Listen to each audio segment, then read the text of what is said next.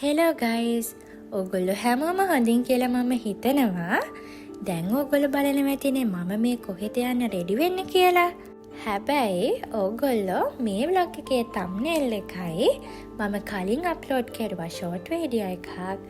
ඒකයි බලලා නම් ඔගොල්ලො දැනටම දන්නවා ඇති මම මේ කොහෙද යන්න කියලා.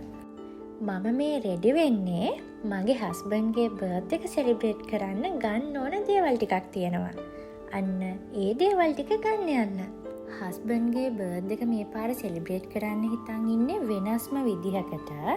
ඒකට සිලෙක්ට් කරගත්තේ 5 senses අනුව ගිෆ්ට් දෙන අයිඩියා එක. මම හිතනවා ඔයගොල්ලොත් ඒ ගිෆ්ට් අයිඩියා එක ගැන දන්නව ඇති කියලා මේ වෙනකොටත්. මමත් ඒ ගිෆ්ට් අයිඩියා එක සිලෙක්ට් කරගත්තේ සෝෂල් මීඩියා වලින්.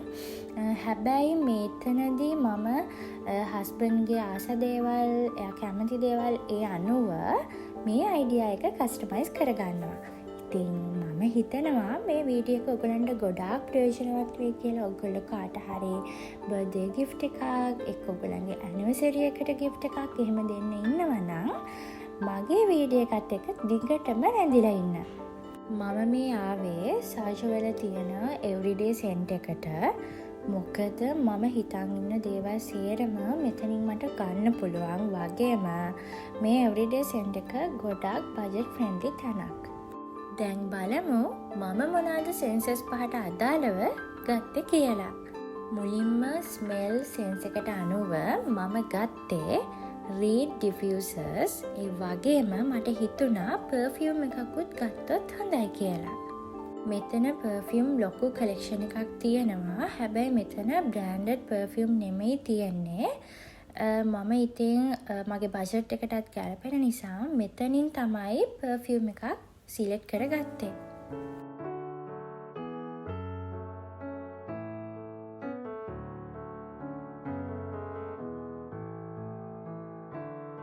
ඊළඟට මම ගිෆ්ට් ගත්ත දෙවෙනි සෙන්ස් එක තමයි ටේස්ට්. ඉතින් ඒකට අනුව හස්බන්ඩ් කන්න කැමති ජාතිය දේවල් තමයි මම ගත්තේ. ඒකෙදි එයා ගොඩාක් නට්ස් වර්ග, චීස්, ප්‍රින්ගල්ස් ඒ දේවල් කන්න කැමති. ඉතින් ඒ දේවල් තමයි මම මෙතනදි ගත්තේ. අනිත් දේ තමයි මම මේ ගන්න දේවල් ටික ඇරේන්ජ් කරන්න හිතාගෙන ඉන්නේ ගිෆ්ට් බොක්සස් වල. ඒ කියන්නේ සෙන්සස් පහට අදාළව ගිෆ්ට් බොක්සස් පහක් අරගෙන ඒ ගිෆ්ට් බොක්සස් පහේ තමයි ඒ එක සෙන්ස් එකට අදාළව මම ගන්න ගිෆ්ට් එක ඇරේන්ජ් කරන්න හිතන් ඉන්නේ. ඉතින් ඒකෙදි මම හිතුවා මම ගත්ත නට්ස් වර්ග තුනට අදාළව කන්ටේනර්ස් ටිකක් ගත්තොත් හොඳයි කියලා. මොකද ඒ ප්‍රසන්ටේෂන් එක හොඳට තියෙයි කියලා හිතනවා. නට්ස් ටික ඒ කන්ටේනර්ස් වලට දාලා ඒ ගිෆ්ට් බොක්ස් එක ඇරේන්ජ් කරුවාම මම මේ ගිෆ්ට් ගන්න අතරතුර තව පොඩක් එවරිඩේ සෙන්ට් එක ඇතුලේ ඇවිදලා බලුවා මේ මොනවාද තව ගන්න තියෙන්නේ කියලා. මම සාමාන්‍යයෙන් ලිස්ට් එකක් හදාගෙන ගියාම මම ඒ දේවල් විතරයි මම අරගෙන එන්නේ. හැබැයි පොඩ්ඩක් ඇවිදලා බලනවා මොනවාද මම කැමති දේවල් තියෙන්නේ, මට ගන්න අවශ්‍ය මොනවාද තව තියෙන්නේ කියලා. ඉතින් මම ඒ දේවල් ලිස්ට් කරගෙන ආයෙ පාරක් ආවහම මම ඒ දේවල් ටික ගන්නවා. මේත් එක්කම මම ඔයගොල්ලොත් එක්ක තව දෙයක් ෂෙයා කරගන්න ඕන. ඒ තමයි මම ඉස්සර shopping ගියාම ඒ කියන්නේ මම අනිවාර්යයෙන්ම ලිස්ට් එකක් හදාගෙන යනවා. හැබැයි ඒ ලිස්ට් එකට වඩා අමතර දේවල් ටිකකුත් මම අනිවාර්යයෙන්ම ගෙදරෙද්දි අරන් එනවා. හැබැයි ඒක එච්චරම හොඳ දෙයක් නෙවෙයි. මොකද අපි ලිස්ට් එකක් හදන්නේ අපිට අවශ්‍ය දේවල් ටිකනේ. හැබැයි අපි shopping කරන්න ගියාම එතනදී අපි ආස දේවල් තියෙනවා නම් අපි ඒ දේවල් ගන්න අපිට ආසාවක් ඇති වෙනවා. ඉතින් අපි ඒ දේවල් ගන්නවා. ඉතින් මම ප්‍රැක්ටිස් කෙරුවා ලිස්ට් එකක් මම හදාගෙන ගියොත් ඒකට අදාළ දේවල් විතරක්ම අරගන්න. ඒක ගොඩක් අමාරු දෙයක්. මොකද මම වගේ එහෙම ලිස්ට් එකට අමතරව දේවල් ගන්න අය දන්නවා ඇති. අපි දෙයක් දැක්කොත් ඒ දේවල් ගන්න ආස හිතෙනවා සහ අපි ගන්නවා. ඉතින් ඒ දේවල් නොගෙන ඉන්න ප්‍රැක්ටිස් කරන එක හරිම අමාරු දෙයක්. හැබැයි මම ඒක ප්‍රැක්ටිස් කෙරුවා. වගේම මට පුළුවන් වුණා ඒ පුරුද්ද නැති කරගන්න.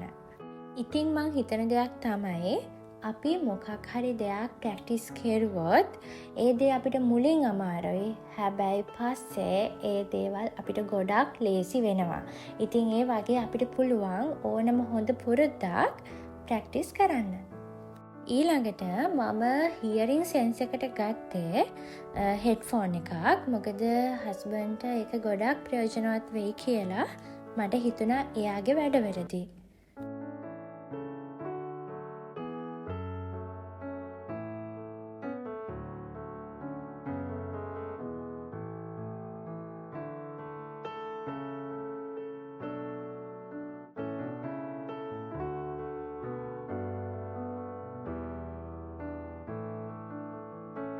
මේ වෙලාවේදී මට හරිම මහන්සි. ඉතින් මම හැමදාමත් ගන්නවා වගේ චොක්ලට් මිල්ක් එකක් ගත්තා. මොකද මමයි හස්බන්ඩ්යි කොහේ හරි ගියාම මේ මිල්ක් එක අනිවාර්යයෙන්ම ගන්නවා. ඒක හරිම රසයි.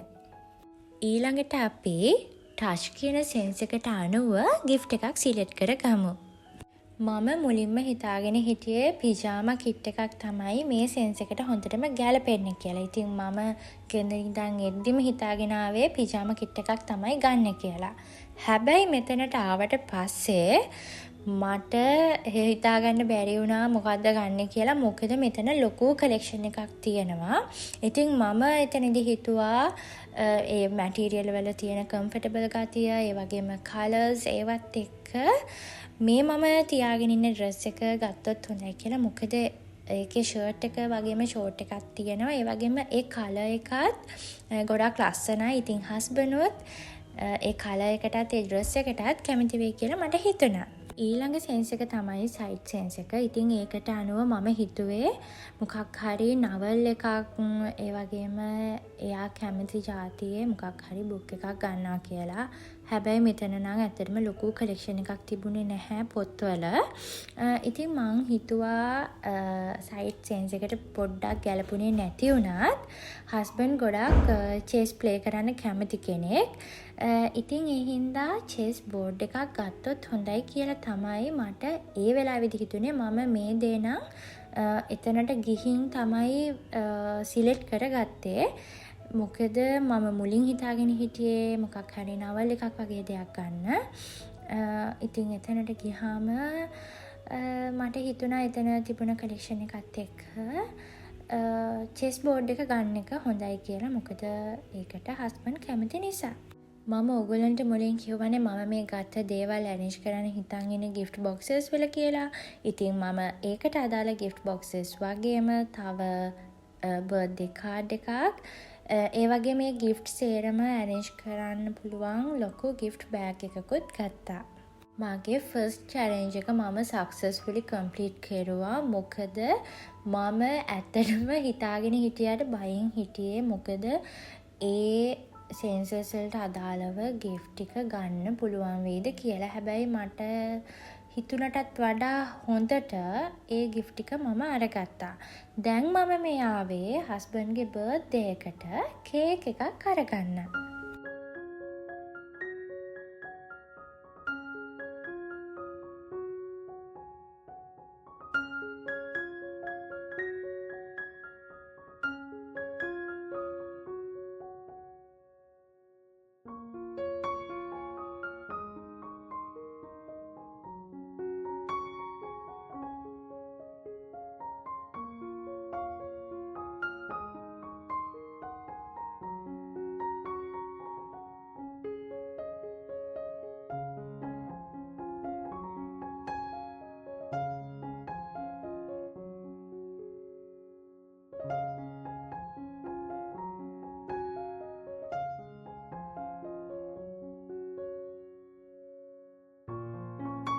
මම කේක් එකයි මේ බඩු සේරම අරගෙන අන්තිමටම ගියේ print outs වගේක් තිබුණා ඒ ටික අරගන්න. මම ඔයගොල්ලන්ට කියන්නම් මට ඒ print outs ටික මොනකටද ඕන උනේ කියලා ඉස්සරහට. දැන් මේ ගෙදර යන ගමන් තමයි ඉන්නේ. අද හරියටම මාර්තු 13. හෙට තමයි හස්බන්ඩ්ගේ බර්ත්ඩේ එක. ඒ කියන්නේ මාර්තු 14. මම හිතාගෙන ඉන්නේ මිඩ්නයිට් සර්ප්‍රයිස් එකක් දෙන්න හස්බන්ඩ්ට. ඒ වගේම හිතනවා මේ වෙලාව ඇති වෙයි කියලා. දැන් මේ අරන් යන gift ටික wrap කරලා ඒව arrange කරලා setup එක හදාගන්න. අපි බලමු කොහොමද මම මේ දේවල් ටික කරන්න කියලා.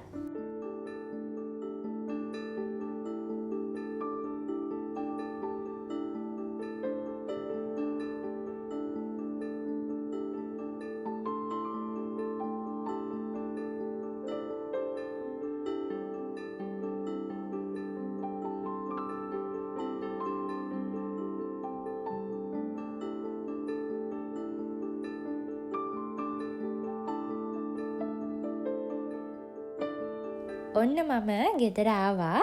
මගේ ඊළඟ challenge එක තමයි මේ gift boxes ටික arrange කරලා ඒවා wrap කරන එක. ඉතින් මට ඒකට තව පොඩි වෙලාවයි තියෙන්නේ. මොකද මම midnight surprise එකක් දෙන්න හිතාගෙන ඉන්න හින්දා. ඉතින් මේ විදිහට මම wrapping papers අරගෙන ආවා gift boxes wrap කරන්න. ඊට අමතරව මම journaling කරනවා. ඉතින් ඒ වගේ journaling papers තියෙනවා, tapes තියෙනවා. මම ඒ දේවලුත් use කරනවා මේ gift boxes design කරන්න. මම ඩිසයින් කරන්න ගොඩාක් දක්ෂ කෙනෙක් නෙවෙයි. හැබැයි මට පුළුවන් උපරිමයෙන්ම මේ gift boxes ටික මේ විදිහට ඩිසයින් කරගන්නවා, wrap කරනවා, ඒ වගේම arrange කරනවා. ඉතින් ඕගොල්ලොත් බලන්නකො මම කොහොමද මේ දේවල් ටික කරන්න කියලා. අනිත් දේ තමයි තව ලොකුම challenge එකක් උනේ husbandව මේ room එකෙන් යවන්න. මොකද නැත්තම් මට මේ surprise එක කරන්න වෙන්නේ නැහැ. ඉතින් මම අපේ මල්ලිට තමයි කිව්වේ ඒගොල්ලොන් ළඟට husbandව අඬ කහ ගන්න කියලා. ඉතින් දැන් මේ වෙලාවේදී husband නැහැ. ඉතින් ඒක මට ඇත්තටම ලොකු සැනසීමක්. මට free එකේ මම හිතුව විදිහටම මේ දේවල් කරගන්න. නැත්තම් මම මේ කරන දෙයින් වැඩකුත් නෑ. මොකද යා සර්ප්‍රයිස් වෙන්නෙත් නැහැ. ඉතින් ඇත්තටම මේ වෙලාවේදී මම මල්ලිලාටත් තෑන්ක්ස් කරනවා. ඒගොල්ලෝ මට කෙරුව හෙල්ප් එකට.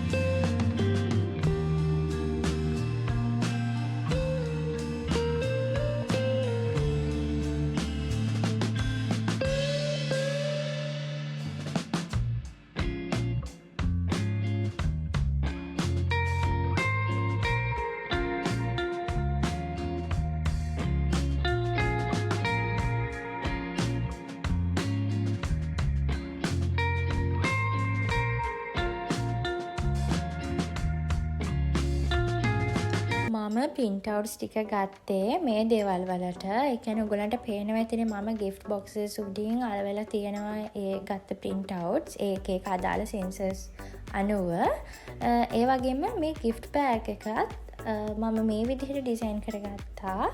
ඒ කියන්නේ print outs මම ගත්ත ඒවා ඒ විදිහට අලවලා.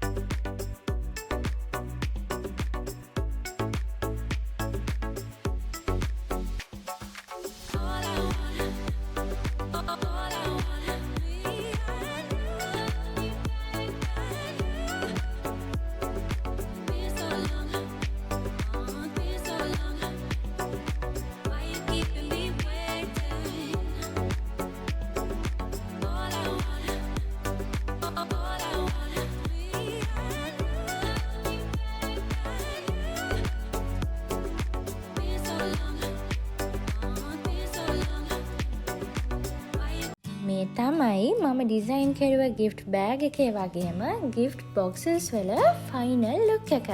ඉතින් මම මගේ මේ challenge එකත් complete කරුවා. ඒ වගේම gift boxes මෙහෙම එළියේ තියන්නේ නැහැ. ඒ ටික gift bag එකට දාන්න ඕනේ. මොකද gift bag එකේ තියෙනවානේ gift for your senses කියලා. ඉතින් එතනදී husband idea එකක් අරගන්න ඕනේ. ඒක යාට challenge එකක් වෙයි සමහර විට. මොකද එයා ගොඩාක් social media use කරන්නේ නැහැ. ඉතින් එයා මේ ideas දකින්නේ නැහැ නේ. ඉතින් මම හිතනවා husbandට ලොකු surprise එකක් වෙයි කියලා. අපි බලමු එයා surprise වුණාද මොකද උනේ කියලා.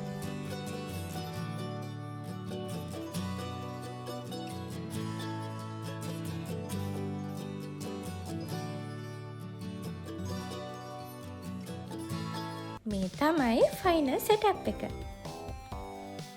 මේ ඉන්නේ birthday boy. ඉතින් එයා ඇත්තටම මේ setup එක දැක්කට පස්සේ එයා surprise වුණා. මොකද එයා ඇත්තටම හිතලා නැහැ මම මෙහෙදි යාට මේ වගේ surprise එකක් දෙයි කියලා. මොකද ලංකාවෙද්දී එහෙම surprises දුන්නට මෙහෙදි ඉතින් එයා හිතලා නැහැ මම මෙහෙම surprise එකක් කරයි කියලා. ඉතින් මට ඇත්තටම සතුටුයි. මට පුළුවන් වුණා එයාව surprise කරන්න.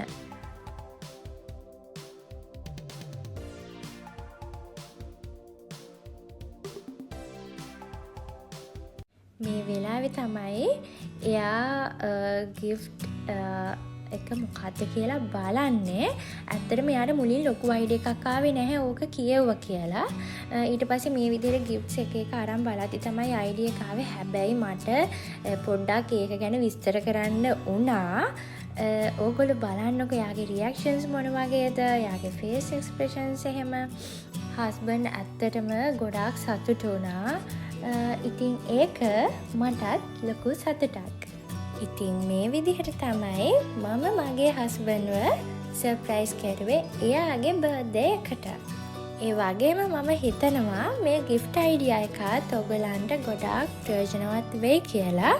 ඔයගොල්ලෝ try කරලා බලන්න. මේ වෙනකන් ඔයගොල්ලෝ මේ gift idea එක try කරලා නැත්තම්. ඉතින් මම හිතනවා ඔයගොල්ලෝ හැමෝම මේ vlog එක ගොඩාක් enjoy කරන්න ඇති කියලා. එහෙනම් අපි තවත් අලුත් එකකින් ආයෙත් හම්බෙමු. එතකන් ඔයගොල්ලෝ හැමෝම ගොඩක් සතුටින් වගේම පරිස්සමෙන් ඉන්න. Bye!